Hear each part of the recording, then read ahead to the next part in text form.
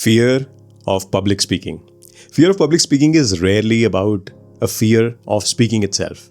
The words are usually not the frightening part. आपको ये सारे वर्ड्स पता हैं, आपको पता है कि ये क्या कंटेंट मुझे बात करनी है. आपने शायद 20 बार से ज़्यादा बार रिहर्स भी किया है.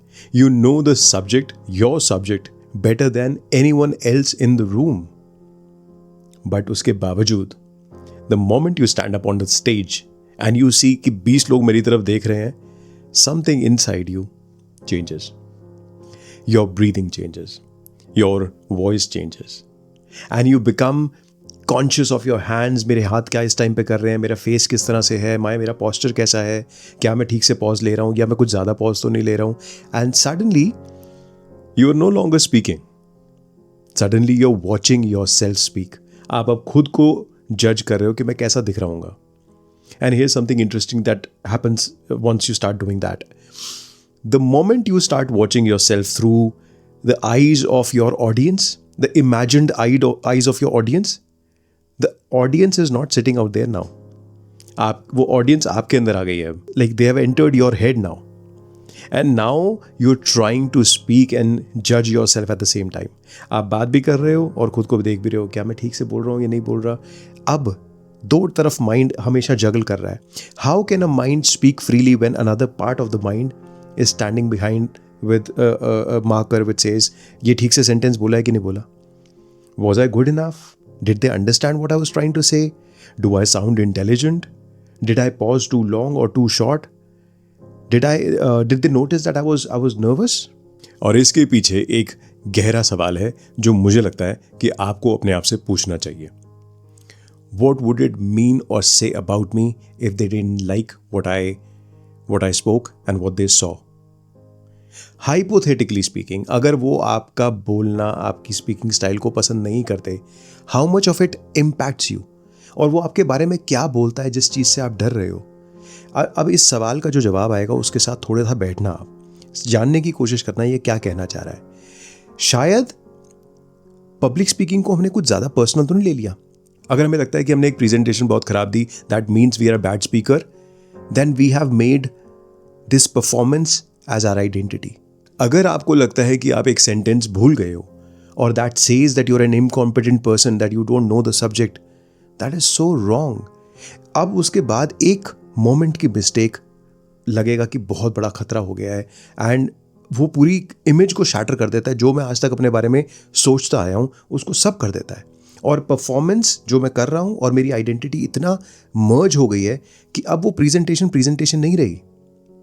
अब वो बन गई है एक वैलिडेशन मेरी वर्थ की. It has become a referendum of my worth. what am I doing and what have I ever thought about myself is all going wrong. और ये एक बहुत ही एक्सपेंसिव तरीका है स्टेज पे जाने का, because it is costing you a lot. It is costing you peace, it is costing you your energy. क्योंकि अब आपका पर्पस वो नहीं है कि मैं कुछ अच्छा कम्युनिकेट करूं. अब आपका पर्पस ये बन गया है कि I need to protect myself from my own imagined theories. A person who is protecting an identity cannot be completely available to the audience. आपको ऑडियंस से कोई मतलब रहा ही नहीं क्योंकि ऑडियंस चली गई वहाँ से. अब आपके दिमाग में ही कुछ ना कुछ चल रहा है. You cannot communicate an idea in its true authenticity. जिस चीज़ को मैं बिलीव करता हूँ मैं वो बात कर ही नहीं पा रहा हूँ. So whenever somebody comes to me and asks कि Bhavesh how do I become confident on stage, मैं उस क्वेश्चन को थोड़ा सा ट्वीक कर देता हूँ. Now I ask them to ask this question to themselves, what exactly am I afraid will they discover about me? Maybe you're not afraid of the audience. आपको है ही नहीं. You don't care about them. क्या फ़र्क पड़ता है कौन है क्या नहीं है. पर शायद आपका जो डर है वो है कि मेरा एक वर्जन है जो मैंने इमेजिन करा है, अगर उन्होंने उसे देख लिया तो. वो क्या वर्जन है? मैं एक नर्वस इंसान हूँ, मैं एक आम इंसान हूँ. I am an ordinary person, a person who does not have an answer probably. क्या मैं अपने सब्जेक्ट को ठीक से जानता नहीं हूँ? A person who can actually make a mistake. अगर उनको ये पता लग गया तो क्या होगा? A person who is not impressive as मैंने जो उनको बताया है, जो मैंने अभी तक अपनी आइडेंटिटी बिल्ड की उनके सामने, वो सब चली जाएगी. एंड इसलिए आप देखोगे कि जितने भी बड़े पावरफुल स्पीकर्स होते हैं, they don't try to look powerful in front of people. They are not trying to protect their image. They are only present with the audience in front of them. वो सीधा बात कर रहे हैं उनसे, communicate कर रहे हैं जैसे कि वो है. And this is something which is most times very paradoxical to think about. जितना आप कम कॉन्फिडेंट दिखने की कोशिश करोगे उतना ही नेचुरली आप कॉन्फिडेंट दिखोगे.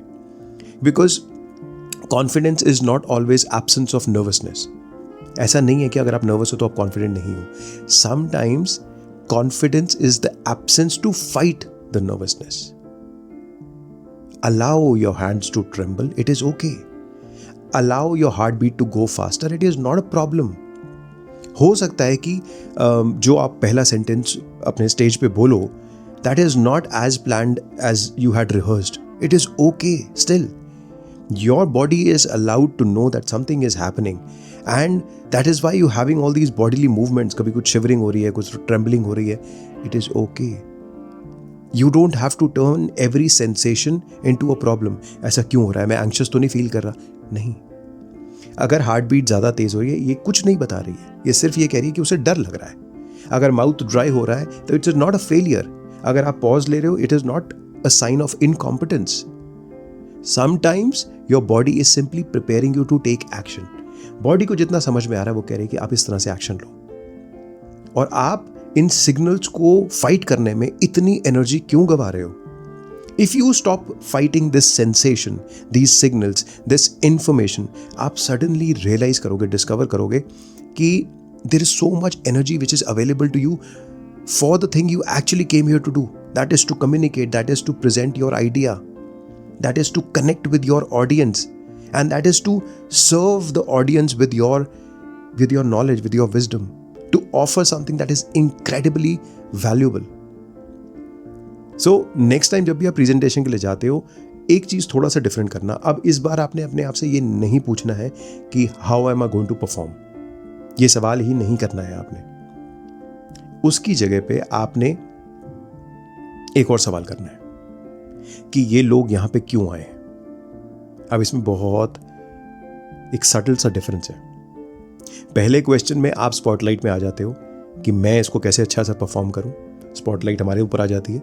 सेकंड वाले में आपने स्पॉटलाइट उन लोगों के लिए कर दिया. They become the hero. It goes towards the people you are speaking to, and they become the centre stage. And I believe this is what I found. This is one of the most profound secrets of presence on stage. Presence grows when self-consciousness becomes other people's consciousness. मैं खो गया अपनी information देने में. अब मैं उनके लिए सोच रहा हूँ. Not in the sense of worrying more about what people will think. मेरे को उस बारे में नहीं सोचना है. But in the sense of becoming genuinely interested in what they need. वो किस लिए आए हैं यहाँ पे? क्या ऐसा है? What is this room needing right now? क्या ऐसा आइडिया मैं उनको दे सकता हूँ? What clarity can I give? अगर मैं ये बोलूँगा तो किसकी लाइफ में क्या बदलाव आ जाएगा? कौन सी कॉन्वर्जेशन शुरू तभी होगी अगर मैंने ये आइडिया आगे प्रेजेंट किया. And I tell you something, when the purpose becomes larger than the performance automatically becomes lighter. अब इसके पीछे एक और लेयर है जिसके बारे में शायद मुझे लगता है बात करनी चाहिए. आप लोगों ने हो सकता है एक एंशिएंट बुक है अष्टवक्र गीता, उसके बारे में आपने शायद सुना होगा. वो ये कहती है कि what you truly are is not limited to the changing experiences that you are observing. आपके सामने कुछ चीज़ें बदल रही हैं, but you are not changing. आप वो चीज़, इतनी गहरी चीज़ इस प्रेजेंटेशन वाले सिनेरियो में, स्टेज पे खड़े होने के सिनेरियो में ला सकते हो. एक बॉडी है जो नर्वस फील कर रही है. एक कुछ थॉट्स हैं जो कह रहे हैं कि यार मैं हो सकता है I might fail, I might look like an idiot. एक आइडेंटिटी है जो कह रही है कि I need to impress them, मुझे चाहिए कि ये लोग मेरे को गलत नहीं समझे. और एक अवेयरनेस है जो ये सब कुछ होता हुआ देख रही है. अगर आप उस नर्वसनेस को देख सकते हो without you becoming a nervous person, अगर आप उस थॉट को देख सकते हो without you becoming that thought, क्या आप अपनी ऑडियंस को देख सकते हो without turning their faces into some sort of a verdict, then that thing, that state is very, very, very powerful. मेरा एक फ्लैगशिप प्रोग्राम है जो मैं लीडर्स के साथ, टॉप एग्जीक्यूटिव्स के साथ करता हूँ. It's called with in. उसमें इस चीज़ को विटनेस का नाम दिया गया है. We are not trying to escape the experience. We are not trying to suppress anything. हम कोई फियरलेस होने का प्रिटेंस भी नहीं कर रहे हैं. We are only witnessing what is happening. और जिस मोमेंट पे आप ऑब्जर्व करना शुरू करते हो इस एक्सपीरियंस को, आप खुद के बीच में और एक्सपीरियंस के बीच में एक स्पेस क्रिएट करते हो, एक अवेयरनेस की. और कई बार कुछ पलों का भी ये स्पेस क्रिएट करना आपके लिए बहुत सारी चॉइसेस क्रिएट कर देता है. आपके लिए उतनी स्पेस क्रिएट हो जाती है जिसमें आप सांस ले पाओ. You can remember why you there. You can choose the next sentence instead of performing the one that you want to hear और दे वांट टू हियर. आपके मन में जो चल रहा है, शायद गोल है ही नहीं that you become fearless on the stage. हम ये गलत सोच लेके आते हैं कि you know when I become confident, मैं एकदम, मुझे डर बिल्कुल नहीं लगेगा. शायद गोल है कि I don't have to become someone else when the fear appears. मैं कहीं कुछ बदल ना जाऊं, मैं कुछ अलग ही इंसान ना बन जाऊं जो कम्युनिकेट ही नहीं कर पा रहा. और वो एक अलग लेवल का कॉन्फिडेंस है. मैं चाहता हूं कि आप एक ये सवाल खुद से करना before your next presentation. It is very important. If there is nobody in the room that could increase or decrease your worth when you speak, their thinking of whatever does not affect you or impact you at all, what would you finally be free to say that you actually want to say? अब देखो कि वो जवाब क्या आता है. Because maybe the stage was never asking you to prove who you are. Maybe it was giving you a place to share what you already know. आप क्या देने आए हो, क्या इन्फॉर्मेशन, क्या विजडम देने आए हो, शायद वो एक प्लेटफॉर्म आपके लिए है. And the moment you stop asking the audience to confirm your identity, you finally become free enough. अब आप स्टेज पे एक बहुत ही चार्मिंग पर्सनालिटी नजर आओगे, एक बहुत ही मैग्नेटिक पर्सनालिटी नजर आओगे. Imagine how beautiful that experience would be. Yeah.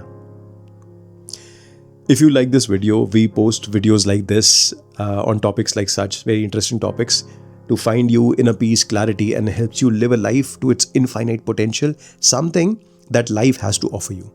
And I think if you're wise enough to understand this, you would subscribe to this channel, Mind Healing with Bhavesh.